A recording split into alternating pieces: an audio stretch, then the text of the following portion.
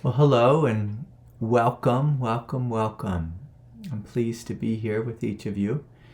Now, before we start our group, I'd like just to share two announcements. We have our next in-person retreat coming up in Washington State, and there's a couple spots available for that. So if you're interested, please email me directly. That is January 15th through the 18th. And then we will be at the Shivananda Ashram in the Bahamas, March 29th through April 2nd for the Spiritual Awakening Symposium. Okay, well, I'm excited today because someone emailed a question about the Divine Masculine. And Kundalini is often spoken about as this path of the Divine Feminine, where the Divine Feminine is waking up in our form, in our body, and she encourages us to embrace everything within us, to see our wounds, our shadows, to do our healing work.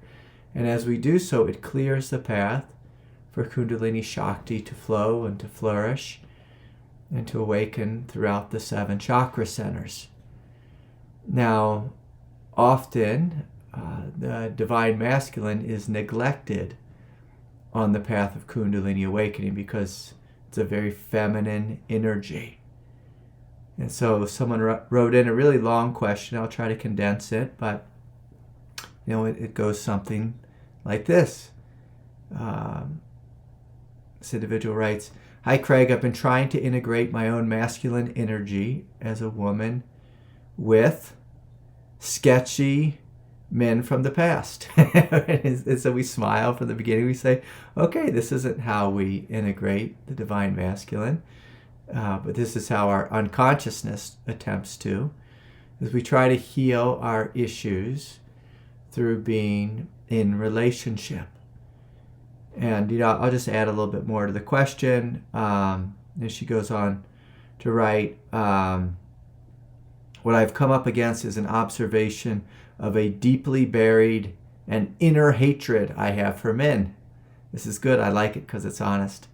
Not only personally for those who have failed to protect me, those who have assaulted me and abused me, but for the greater societal representation of toxic masculinity. And she goes on to write, just some examples of this, and which we all know. It's like toxic men rule our planet, and this is why we have a planet of continued war and violence. I'm trying to open myself to having examples of Divine Masculine energy modeled to me, like yourself. She's referring to this one here. And I appreciate that, but I'm still stuck trying to clear out and transmute this disgust. I've heard you speak that physical activity is useful to transmute anger, but what about the energy of hatred? It's unpleasant and not at all my comfort zone and not who I want to be. Okay, yes, this is a great question. And so, big picture, we're looking at how we open to the Divine Masculine and how we heal the shadow of the Divine Masculine, which is going to be toxic masculinity, and specifically showing up in the forms of anger or rage or hatred. So it's a beautiful question and something all of us will face on the path of Kundalini Awakening. So as I said a moment ago, Kundalini is a very feminine path, but it's a path that requires that we are balanced in a deep sense of openness and inclusivity and love. This is the Divine Feminine. But then also we have to have this quality of strength, of nobility, equanimity, peace, and clarity. And as the Kundalini makes its way through the 7 centers, we need to have a good dose, again, of both love and strength, love and peace, or the Kundalini will not complete itself. And so the way I see people show up with Kundalini energies is often they show up from a place of overwhelm. And they work with this overwhelm through having a sense of strength, having a willingness to show up, have a willingness to have deep faith and to not give up, a willingness to sit deeply and to do our work. This is what the energy of the divine masculine is. Basically, it's the energy to do this right here. We sit serenely. We sit with an open heart. We sit in a way where we do not move. And by that I mean we're not running, we're not distracting, we're not chasing after things that do not serve us. And so the divine masculine is so utterly necessary on the spiritual path. It's the willingness to commit. And you'll see, even in this group, a lot of people come into this group and then they leave the group and they kind of come in back and forth. When I was with my teacher, when I first met him, he just asked me one thing. He said, Craig, do you want to learn how to get control over your mind? And I thought that was a very strange thing for someone to say to me, but he was looking into my psyche and he saw that I was a mess. And I was, but I never had someone look at me directly and say, Craig, do you want to learn how to get control over your mind? And so of course my answer was yes. My teacher, he showed up as a master and he taught from a place of mastery. Now we all know this, but in order to develop mastery, we have to stick with one thing for a really long time. And so the way the divine masculine will show up on this very feminine path of Kundalini Awakening is a commitment to this path, a commitment to this process of awakening, a commitment that says, I'm willing to show up no matter how I feel. No matter what is coming at me from the outside, no matter what is coming at me from the inside, I'm going to sit and I'm going to open forever. I'm going to sit and I'm going to open forever. So it's choosing to acknowledge that this path is a lifestyle. It's a choice where we are choosing God and having faith in God and being committed to the realization of God in our own being. In our own being. And in this case, what the questioner is writing, she is saying that, Craig, I have this energy, one of wounding that is coming forward. And we've all been wounded. But most people on planet Earth, when we are wounded, we go into the shadow side of the feminine, which is we run. We run. We don't stand and face the wound. But instead we run. And there's all kinds of forms of running. One of them is just the infinity scroll, where we're just scrolling on the internet, just being lost in distraction.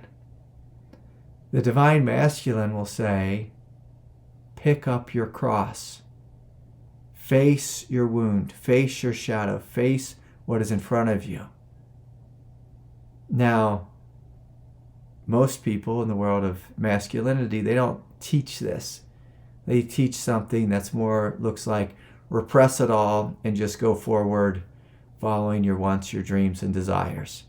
You see a lot of, men on the internet teaching about how to become rich and successful, and it's like they'll have titles to their videos like F your feelings, and, you just go forward chasing after that, big paycheck or the Ferrari or the big house or the girl or whatever it is. It's some outward journey.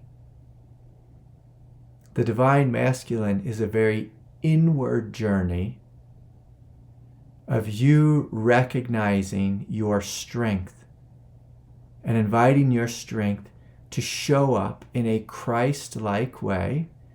And this is where it immediately begins to blend into the divine feminine. So the energy of Christ-like strength is the willingness to sit with feelings that are overwhelming. And again, on this path of Kundalini Awakening, there's going to be zero shortage, no shortage at all of intense feelings. And so it's so important to have this quality of commitment, this quality of equanimity, this quality of strength, this quality of nobility, this quality of being a spiritual warrior. Now, what's interesting in this question is she's asking, well, how do you sit with anger and hatred? Anger and hatred are shadows of the masculine. Our masculine psychology, I don't want to say shadows of masculine divinity, it's shadows of masculine psychology, is anger and hatred. And so in toxic masculinity, you have an insecure man hating or doing battle with other insecure men. and we have this all day long on the news. You see, it's this war between the right and the left, and no one's listening to each other. This war between the Jews and the Muslims, or the Christians and the Muslims, or the Russians and the Ukrainians. It's just this war where no one is listening to the other. The divine masculine is big enough and is spacious enough to make friends with our demons, to make friends with our shadow, to make friends with the enemy. And for some of us on the path of Kundalini, it's, I need to make friends with Kundalini. And we see Kundalini as this very overwhelming force. And it's like, oh, I need to make friends with this, because this is the energy of God. And I know that God is on my side, that God is on my team. And when we are in the clarity of the divine masculine, we see this. But when we are in the overwhelm of the feminine, we can't see clearly. We're just like, oh my God, I feel too much. I'm overwhelmed. I can't handle. I can't do anything. And we've all met people like this, people who just live in this nature of victimhood. And so shadow of the feminine is victimhood. On the flip side, the shadow of the masculine is this toxic masculinity that shows up in rage and punching down on, I think it's like the new kind of expression, repression. But with the divine masculine, we look inside and we say, of course there's anger here. Of course there's sadness. Of course there's rage. And so we begin with this very courageous seeing of what's within us. A courageous honesty that acknowledges, yeah, I've got some work to do. Yeah, I've got some shadows. Yes, I have some wounds. But I have faith in God and I have faith in this path. And if I continue to show up in this space of meditation and I meet my wounds, I meet the rage or the anger with love, we begin to discover that the rage melts.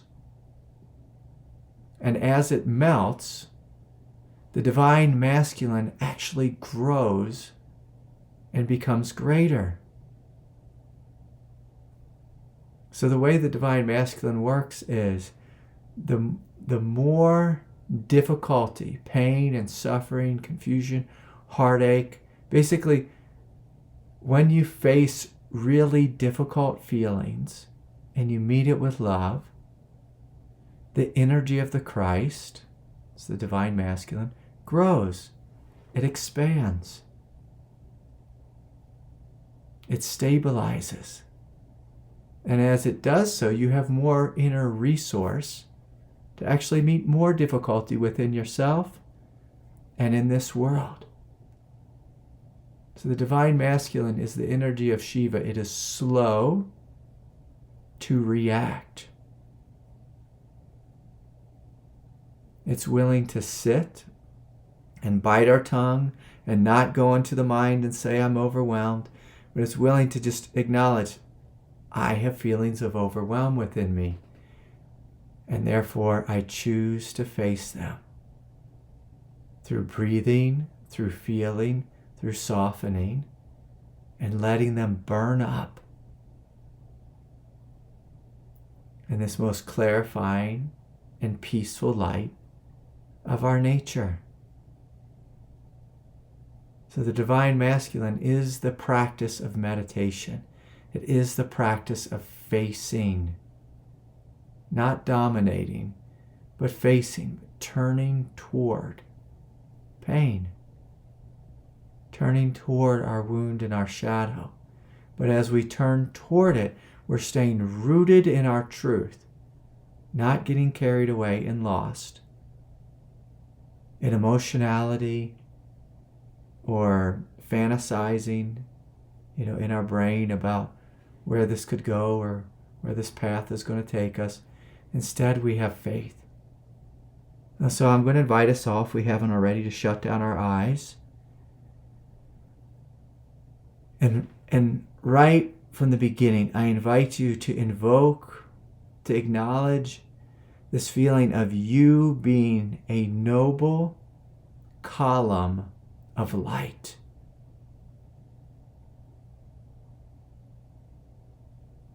And so we are acknowledging your strength. And so just through this practice of sitting, of taking our seat, is how we call it in Zen.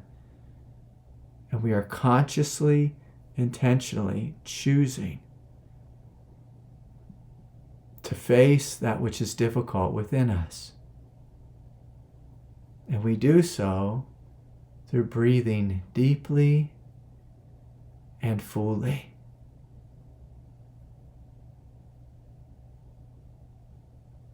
And we begin through this humble practice of witnessing. It's like the first stage of the divine masculine is this willingness to look around inside our consciousness, our psyche, and just to notice what's here that's out of alignment. And we can call upon the grace of God to come forward and to support us in realigning with the truth. To support us by giving us the strength to face, to see all of what is within us.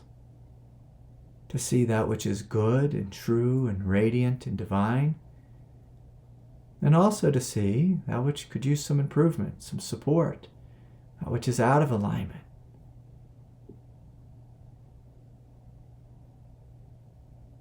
And so we are opening to our divinity and this quality of radiance, this feeling of being a column of light, of Kundalini Shakti. So we're always opening to our light. But simultaneously, as we step into the divine masculine, I invite you to step into this quality of honesty, where we look at our life and we see that which is not working. We see that which is confused or distorted.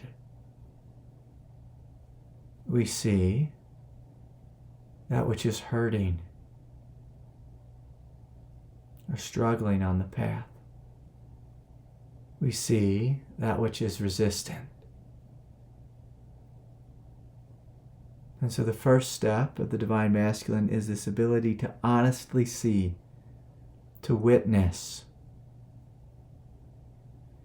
The second stage, as we open to the Divine Masculine more fully, is this willingness to hold space. To hold space for whatever is within you. And so in this case with the question, this person said that they have hatred. And so I want you to see if you can find something within you, whether it's hatred, whether it's sadness, whether it's despair. Finding one of the major emotions, which is difficult. And this is where we are picking up our cross. We are facing the thing and saying, I see you, and I'm willing to hold space for you. I'm willing to get to know you. Now, if anyone here is working with hatred, we begin to first see this is a very intense emotion, very fiery emotion. And just like any intense emotion, our job is to be willing to feel it, but without getting lost in the story of the emotion, without getting lost in the feeling of the emotion. So it's a willingness to sit and to say, I see you, and I feel that which is within me, within this world. And I'm not turning away. I'm holding space. And so much of the healing in the Divine Masculine comes through this stage 2. Stage 1 is witnessing. Witnessing can have a transcendent quality. It doesn't always heal. But through a willingness to hold space, to be like a mountain, what you begin to notice is hatred probably will begin to tear up. We'll begin to have some tears, shed some tears, say, oh, hatred isn't really my nature. But if we hold space for hatred, we see that behind hatred is oftentimes sadness, insecurity, this feeling almost as if like life is out of control. And again, as these more intense layers of the emotion arise, we're continuing to sit with an open heart. So it's this choice not to go into the mind and fantasize a story of vengeance, replaying the hurt over and over again, but it's this willingness to sit silently and to breathe, to feel, to allow whatever is here to burn up in the light. To allow whatever is here to have it say, have a big emotional release, and then for that energy to be brought back into harmony, to be reordered,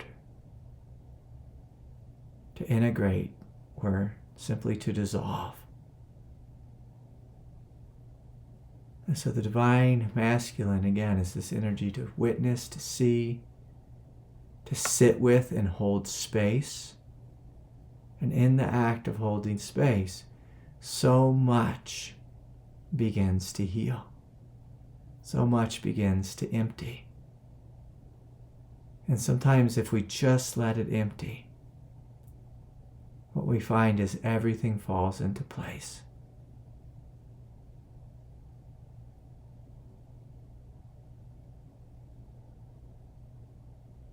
And so we'll take a couple more deep breaths, continuing to hold space. And if anything continues to stick around, we're going to ask another deeper question. This is stage 3, where we actively choose to work with what's here.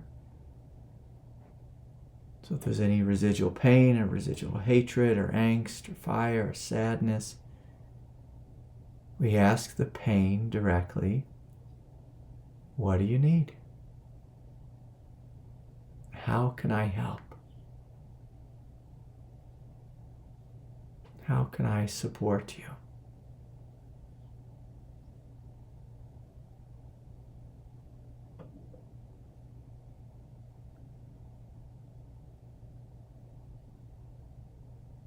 Is there anyone that you're ready to forgive? Is there anything you're ready to release?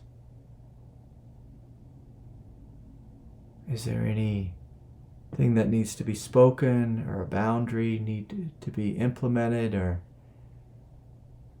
is there any behavioral change?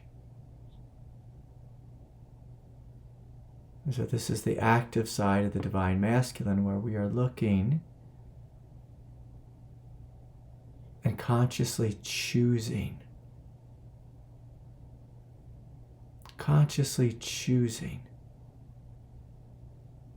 to make active changes in alignment with the truth of love, the truth of compassion, the truth of forgiveness,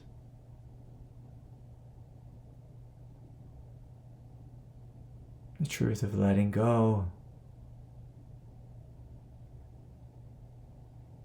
the truth of just making practical changes for a better life.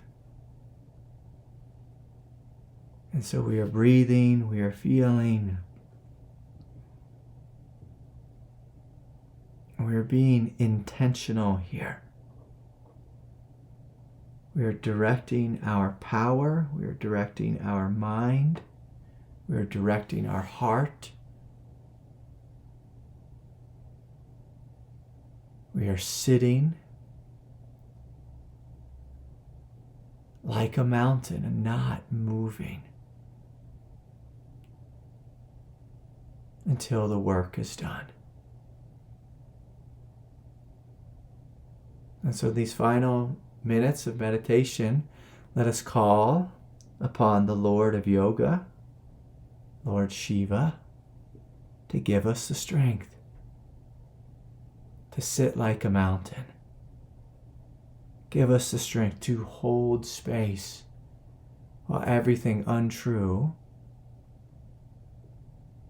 burns off, empties out, is purified. We call upon the energy of the Christ to lovingly embrace, to respond with compassion, to more fully give birth within us, and to give us the strength to face really difficult, painful emotions such as hatred. And often when we struggle with something, such as hatred, often what we come to recognize is we need to allow our humanity to walk through each of the stages of grief. We have to allow our humanity to acknowledge it is hurting first before we take on the teachings of forgiveness. Sometimes in the false masculine, we try to go to the end of the journey first. But the true masculine, we know that there are steps on the path, and it's important that we make each step.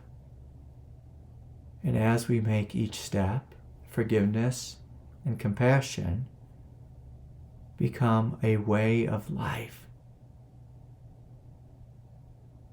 But if we try to ignore ourselves and our feelings, we don't experience forgiveness and compassion. We experience resentment, anger, and insecurity. So if we have any of this within us, anger, hatred, insecurity, what our body is telling us is that we need to take care of ourselves first. We need to love ourselves first, We need to listen to ourselves first. We need to acknowledge the pain we have been through first. As after we've done our healing work, forgiveness is easy. Before we do our healing work, forgiveness doesn't even make sense. And so we'll take a couple more deep, full breaths, invoking this inner strength. And whether we are at the stage of forgiveness and letting go and smiling with great compassion, or whether we're at the stage of just acknowledging I am hurting and I need to work with my pain and continue to see it and validate it and release it. Like these are the steps in the realm of the divine masculine. And of course, the further we walk on the path, the more the divine masculine and the divine feminine blend together and become one movement. The energy of the Christ, the energy of Shiva, the energy of love, the energy of truth cannot actually be separated. We breathe, we feel, we acknowledge, we surrender, and we open from a place of nobility. And so beautiful, so beautiful. The last thing I want to say just before we're done is we're going to have a community meeting coming up. There's just a group to talk, meeting to talk about the Sangha. It'll be December 19th at noon, Mountain Time, U.S. So noon Mountain Time, U.S. on December 19th. That's the Friday before Christmas. So if you can make it, you're all welcome. And I'll post links for it on the Facebook page. Okay. So much love and respect to each of you. Maybe we'll see you tonight at meditation. Take good care and may God be with you. Okay. Bye for now.